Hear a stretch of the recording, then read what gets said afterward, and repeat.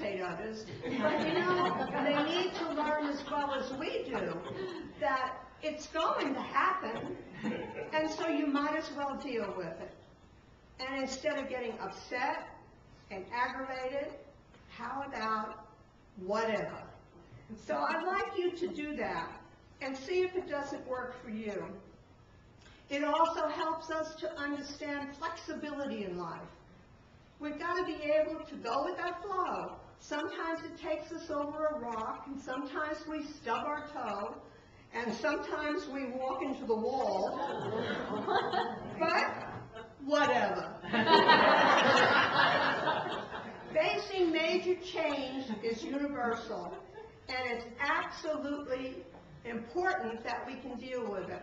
You know, today in our world, we're talking about the fact that we have cost of living increases, that our economy is, you know, flaky, and that we have bailouts, and that we're losing jobs, and the government health insurance, and wars and rumor of more wars. But we can't let those worldly cares get us down. If we can't change it, what will we say? Whatever. Okay. The axiom, you know, is don't sweat the small stuff. And most of it's really small stuff when you recognize the size of this magnificent universe that we are here to share. So, become attuned to the oneness of everyone. You know, it's so much easier to love someone than to be annoyed by what they do. So, find that oneness. Find that being within yourself. And know that as time goes along, you have the opportunity to change someone else's direction by showing them, not by telling them. Have you ever tried to talk to a teenager and tell them not to do something? Forget it. You know, you might as well understand that if you show them how to live, and if you walk the walk, then they can follow you. We need leaders. We need leaders that have stamina. We need leaders that know truth. We need leaders that are loving and kind and understanding and take time to be compassionate. We are all here for a purpose of growth. We're moving into the age of Aquarius, and its fullness comes in 2012. It's not the gloom and doom that you hear the people talking about. It's the unification of life. It's a beginning. It's a new beginning.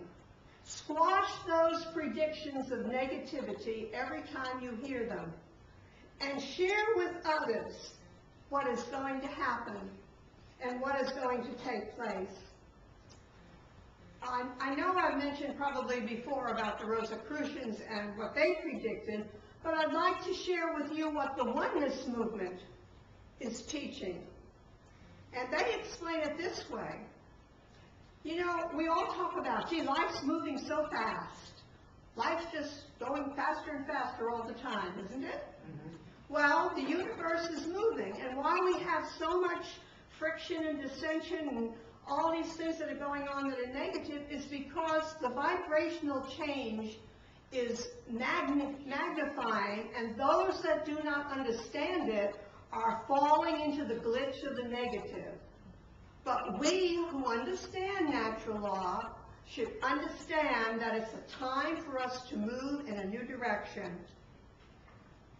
Actually, they say that the ratio of movement of the Earth as it hits the year 2020 will have reached its peak, and the Earth, the universe, will stop for a second or two.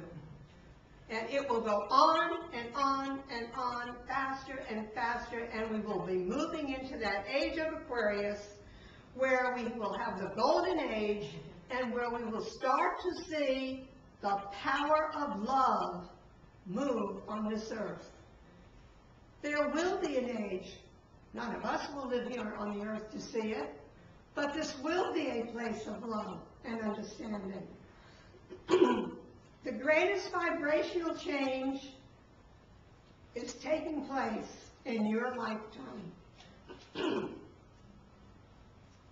And as I mentioned to some others, the Rosicrucians say that this is the age when science and religion will blend. They will respect each other and they will relearn from each other. We're going into a new beginning. This isn't just for spiritualists. This is for everyone, because we are going to be one as we were in the beginning. We are going to come back together. The teachings show life and consciousness, and under the immutable laws of God, to which there is no end, it is raising man to a higher and higher consciousness, moment by moment. It's raising us to a loftier state of spirituality. My friends, as spiritualists, don't take the first 9 letters out of the word. Remember that to be a real spiritualist, you must be spiritual. And so many today are searching for growth in spirituality. They're looking, they're going in all directions, and you need to know that your doors should open wide to allow them to walk in and embrace them wherever they are in their understanding. Let me assure you that readiness is required. Are you moving with this new vibration, or are you confused by it? If you're not with the program, get on board. Practice the silence. Practice meditation. Try some of my suggestions. Whatever. If confusion is your game, then all I can offer you is this advice.